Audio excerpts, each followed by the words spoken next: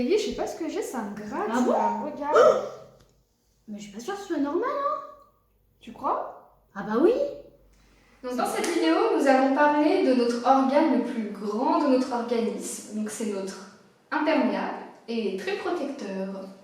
Alors, on va vous parler effectivement de la peau qui a deux principaux rôles. Donc protéger des agressions en fait de notre milieu extérieur, mais aussi récolter des informations du milieu extérieur. Donc si on décompose un petit peu la peau se compose de 3 couches. Donc on a une partie supérieure, la peau qui est en contact direct avec l'extérieur. Là c'est la partie la plus superficielle directement en lien avec l'extérieur. C'est la première barrière de protection et elle joue un rôle dans la bonne santé de notre peau en fait. Ensuite, on va sur une deuxième couche composée de plein d'éléments. On a les fibres collagènes qui vont jouer et les fibres élastines qui vont jouer sur l'élasticité, la souplesse de la peau. On a aussi un système de vaisseaux qui vont irriguer, nourrir un petit peu la peau. On a aussi les bulbes des glandes sébacées qui vont du coup, voilà, ça joue sur là, la petite photo, je vais vous montrer. Voilà, on a les. Alors attends, ça c'est. Je suis où? Voilà le poil. Tac. Et les glandes sudoripares, donc responsables de la transpiration. Et puis on a une dernière couche qui se trouve donc tout en bas. C'est un peu une couche graisseuse qu'on appelle l'hypoderme et qui va donc c'est une couche de gras en fait et qui va permettre un rôle de souplesse parce que c'est quand même un tissu qui n'est pas forcément très dur, mais aussi un rôle de protection dans le sens où en cas de choc ça va amortir. Voilà pour la peau. Après on a aussi, j'ai oublié pour l'épiderme, des rôles des récepteurs nerveux aussi. La peau, c'est aussi un outil de communication, je m'explique. La première chose qu'on voit chez quelqu'un, finalement, c'est son côté physique, c'est sa peau. Et la peau, elle nous transmet beaucoup d'informations sur l'identité de la personne, sur son hygiène de vie. L'identité, c'est aussi, on peut aussi peut-être trouver un âge par rapport aux rides, on peut aussi la couleur de la peau. Il y a aussi tout ce qui est notre histoire, nos émotions. On voit que quand on est stressé, qu'est-ce qui se passe? Notre peau, elle rougit. On n'est pas forcément confortable, quand on a peur, on voit au niveau du faciès.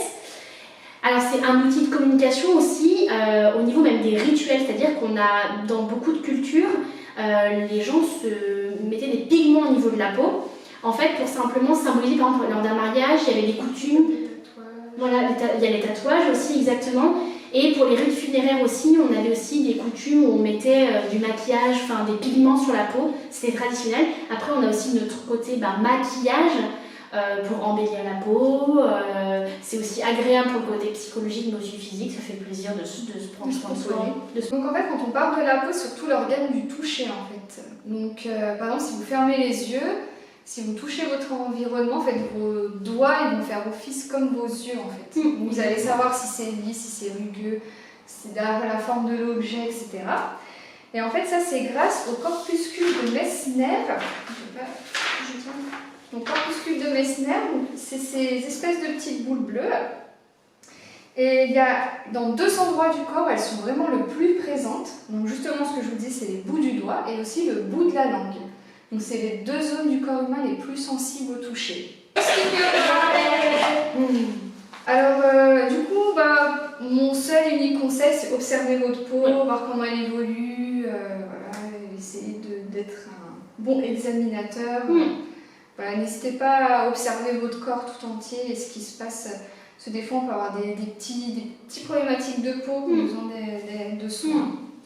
Alors moi je dirais attention à tous les éléments qui peuvent agresser votre peau, donc des éléments extérieurs, donc on a aussi tout ce qui est, alors on a des éléments internes et des éléments externes, on a le manque de sommeil qui peut agresser votre peau, du coup, on a tout ce qui est déshydratation naturelle de la peau, le soleil, on a le stress, on a aussi l'alcool, l'hygiène alimentaire.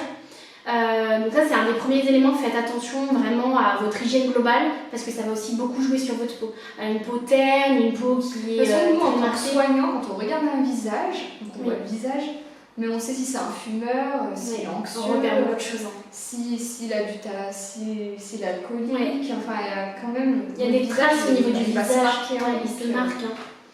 Après, attention, alors au niveau de l'hygiène, attention au savon qui décape. Gommage, c'est très bien. Par contre, utiliser des décapants pour la peau, c'est pas nécessaire. Il ne faut pas se désinfecter. Deux douches par jour, c'est beaucoup pour la peau. Ouais, et puis c'est pas forcément, notamment même pour les bébés, ils conseillent maintenant de pas forcément doucher le bébé tous les jours parce qu'en fait on leur décape la peau, ils sont très fragiles. En fait, le système de la peau, c'est qu'on a des cellules des cellules jeunes sur la partie de l'épiderme, qui va en fait, les cellules elles vont remonter à la surface et à un moment donné elles se desquament naturellement parce qu'elles meurent. C'est des cellules qui sont vieilles et qui meurent. Elles perdent leur noyau, elles meurent.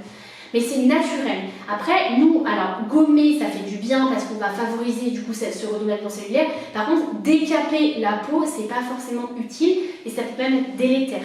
Vigilance pour les personnes qui ont des problèmes de diabète. Pourquoi? Parce que le diabète, donc un taux élevé au niveau de la glycémie, ça peut entraîner des problèmes au niveau des terminaisons nerveuses, mais aussi des problèmes au niveau circulatoire. Et on dit bien problème circulatoire dit mauvaise circulation. Enfin, mauvaise circulation dit égale mauvaise cicatrisation. Là, on voit l'infirmière pour les cicatrisations. On a vu beaucoup de plaies qui ne cicatrisaient pas et le diabète n'aidait pas avec des plaies qui malgré tout se détérioraient de façon très fulgurante. Donc hyper important, on n'a pas la même sensibilité de la peau quand on est diabétique, surtout les pieds. Donc on fait hyper gaffe, on surveille quotidiennement ses pieds, la moindre plaie. En tout cas, on surveille, on est vigilant et on va voir notre médecin parce qu'une plaie chez une personne diabétique, c'est vite très problématique et ça peut entraîner même des amputations sur du long terme. Donc les 3 conseils pour moi, c'est protéger, hydrater, soigner. Très bien. Voilà, ça résume bien. Alors pour une petite anecdote, donc en fait, je vais vous parler d'une mutation génétique qui s'appelle l'albinisme. Donc en fait, elle se caractérise par un déficit de production de mélanine. Donc la mélanine, c'est ce qui vous donne la pigmentation de votre peau. Donc je vais vous montrer des photos.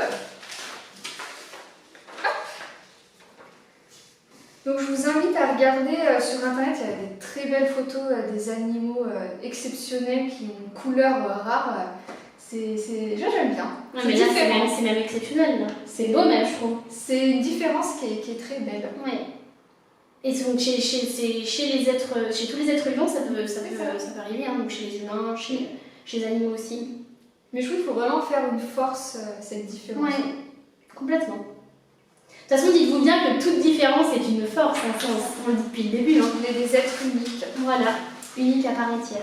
Et passez un bel été, n'oubliez pas la crème solaire pour protéger la peau. Vous savez, buvez bien aussi, parce que la peau a besoin d'eau. Voilà.